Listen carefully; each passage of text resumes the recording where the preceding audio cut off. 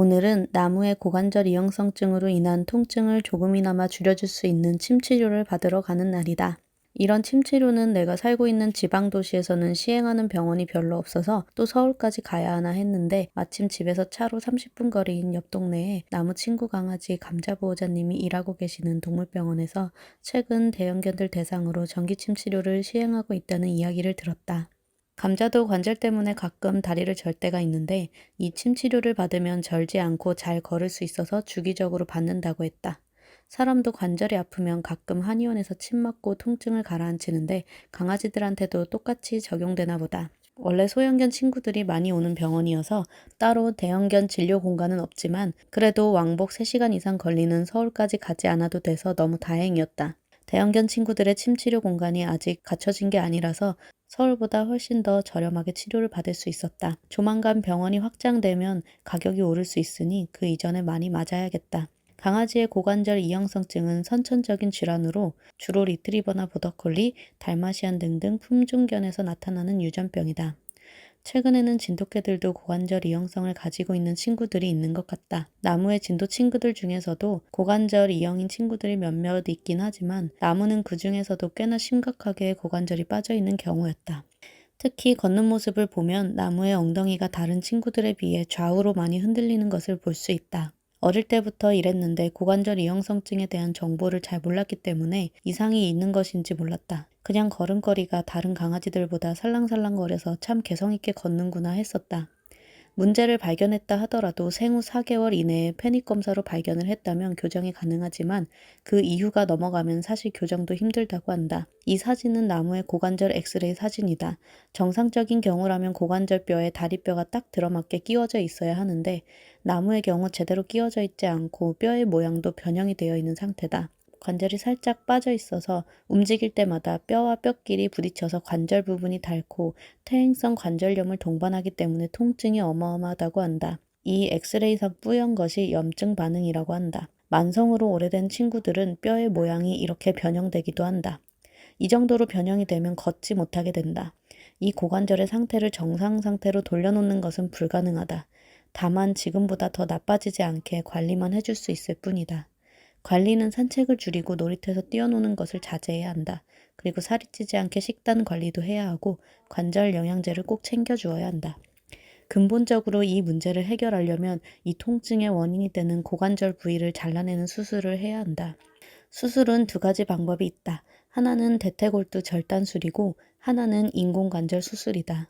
골반뼈가 다리뼈와 부딪히며 통증을 만드는 대퇴골두를 제거하여 더 이상 통증이 없도록 하는 수술이다. 대퇴골두를 절단하면 주변의 근육 섬유질들이 뼈의 역할을 대신해서 가짜 뼈를 만들게 되는데 그 방법으로 걸을 수 있다고 한다. 하지만 수술 이후의 보행은 정상 보행이 아니고 회복도 3개월 이상은 걸린다. 몸무게가 무겁지 않은 소형견들에겐 이 수술법이 효과적일 수 있으나 몸무게가 많이 나가는 중대형견의 경우엔 뒷다리가 몸에 하중을 받쳐주지 못할 수도 있다. 그래서 중대형견의 경우 인공관절을 삽입하는 수술을 하기도 한다. 인공관절 수술은 수술 후 24시간 내에 걸을 수는 있다고 한다. 이 수술이 워낙 어렵고 위험도도 큰 수술이라서 쉽게 결정하기가 어렵다. 가격도 대퇴골두 절단술보다 배는 비싸다. 중대형견 친구들 중에서도 차선책으로 대퇴골두 절제술을 한 친구들도 있다. 일단은 통증의 원인을 제거했기 때문에 삶의 질은 확실히 높아졌고 재활치료로 뒷다리 근육을 강화하여 걷는 친구들도 있었다. 사람도 조금의 통증을 가지고 평생을 산다면 삶이 너무나 불편하고 짜증이 날 텐데 나무는 내가 상상할 수도 없는 통증을 매번 움직일 때마다 느끼며 살아야 한다니 마음이 미어졌다. 한 구독자님께서 댓글을 달아주셨는데 본인도 고관절 이형성증을 가지고 있어서 나무의 심정을 이해할 것 같다 하셨다. 사실 이분의 사연을 알기 전까진 사람도 고관절 이형성증이 있을 수 있다는 것을 잘 몰랐었다. 이분도 퇴행성 관절염이 심해 움직임도 제한적이고 통증도 이루 말할 수 없다고 하셨다. 병원에 다녀봤자 엑스레이 찍고 MRI 찍고 진통제 처방받고 이거 말고 할 게 없어서 병원도 안 다니신다고 했다. 사실 나무도 지금 할 수 있는 건 병원 다니면서 침 맞고 진통제 처방받아서 먹고 이게 다다. 뒷다리 근육을 강화하는 재활이나 수영은 일단 통증을 먼저 잡고 컨디션이 괜찮아진 다음에나 할 수 있어서 당장은 하기 애매하다. 근본적인 치료인 수술을 하기 전까지는 그냥 더 나빠지지 않게 통증을 줄여주는 것뿐이었다. 이 병원 저 병원 투어를 다니면서 이런저런 검사를 받고 치료를 받아볼까도 했는데 막상 가면 다들 똑같이 엑스레이 또 찍고 침 맞거나 레이저 쐬거나 진통제를 받아와서 먹는 것밖에 할 수 있는 게 없었다. 엑스레이 찍는 것 자체도 지금 안정이 필요한 나무한테는 스트레스가 될 것 같았다.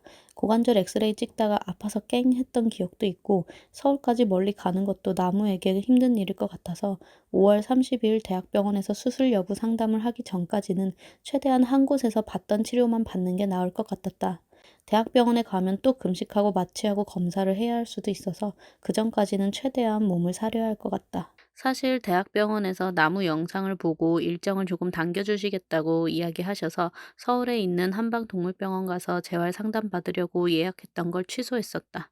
그런데 계속 연락이 없어서 다시 연락해보니 일정을 당겨보려고 노력을 많이 했는데 예약이 너무 많아서 도저히 빼기 어렵다는 답변을 들었다. 중증 환자인 동물 친구들이 많은가 보다. 나무를 위해 일정을 당겨주시려고 마음 써주신 것은 너무 감사하나 결과적으로는 조금 김샜다. 병원 예약 괜히 취소했다. 사연 주신 구독자분께서는 일단 고관절이 아파도 걸으면 좀 낫다고 하셨다. 오래 서 있거나 앉았다가 일어날 때가 많이 아프다고 하셨다. 나무도 앉았다가 일어나는 것은 매우 힘들어했지만 또 일어서서 걸을 때는 잘 걷는 느낌이 있어서 의아했는데 구독자분의 입장에서 이야기를 들어보니 조금은 이해가 갔다. 여건상 수술은 포기하셨고 계속 이렇게 통증을 견디며 일하고 살아가야 한다고 하셔서 마음이 너무 아팠다. 부디 레아시스님께 기적이 일어나서 수술을 하실 수 있게 되셨으면 좋겠습니다. 제가 마음을 다해 기도하겠습니다. 레아시스님을 통해서 나무의 아픔을 조금이나마 이해할 수 있게 되었습니다. 정말 감사합니다. 나무는 침 맞고 조금 호전이 있었는지 앉았다가 일어나는 것도 괜찮아 보였고 걸을 때도 전보다는 컨디션이 괜찮아 보였다. 침을 맞으러 간 지 2주차 때는 다음날 낮에 개모차에 탈 때 점프해서 타려고 해서 좀 놀랐다. 전기침과 진통제 덕분에 통증이 많이 줄었나 보다.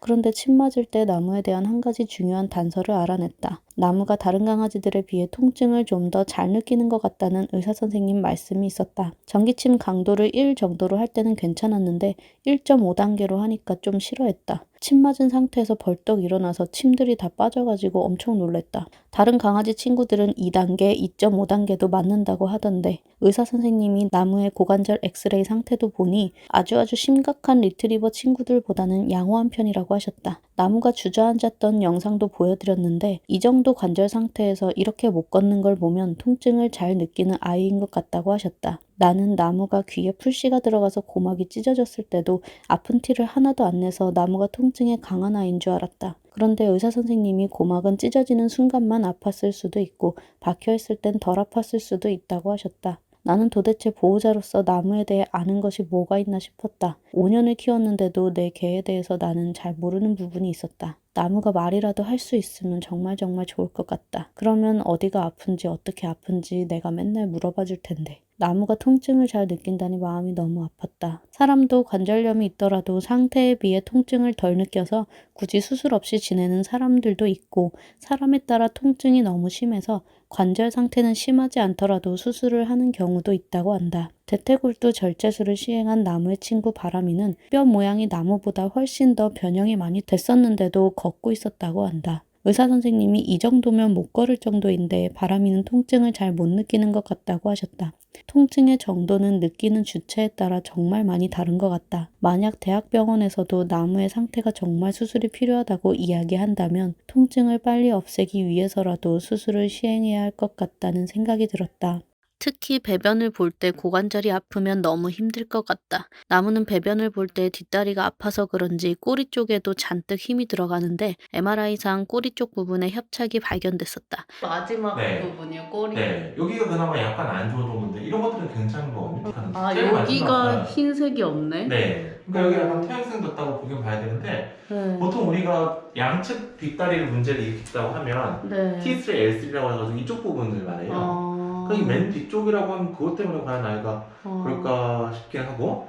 다행히도 이쪽 부분은 신경을 건드리거나 다리가 아프게 되는 증상은 없다고 하는데 계속 고관절이 아프다 보면 허리 쪽도 무리하게 힘이 들어가서 다른 디스크 문제가 발생할 가능성이 있다. 침 맞고 나서 며칠 뒤 MRI 찍었던 병원에서 외과팀의 검사 결과가 나왔는데 현재의 나무 컨디션으로는 당장 수술을 하지 않아도 되겠지만 관절은 계속 변형이 올 것이기에 몇 년 안에 수술을 진행해야 할 것이라는 이야기를 들었다. 만약 수술을 하게 된다면 충남대학교 수의과병원의 이혜범 교수님께 받는 것을 추천하셔서 5월 30일에 상담 일정을 잡았다. 15일 전에 전화했는데도 가장 빠른 예약이 그날이라고 한다. 요즘 들어 너무 심란하고 생각이 많아져서 잠도 잘 못 자고 있지만 그래도 응원해주시는 우리 나무꾼님들과 내게 한 줄기 빛이 되어주는 우리 아기의 웃는 모습을 보면서 힘을 내려 한다. 응원해주시는 모든 분들께 감사드립니다. 구독과 좋아요는 나무 엄마에게 큰 힘이 됩니다. 시청해주셔서 감사합니다.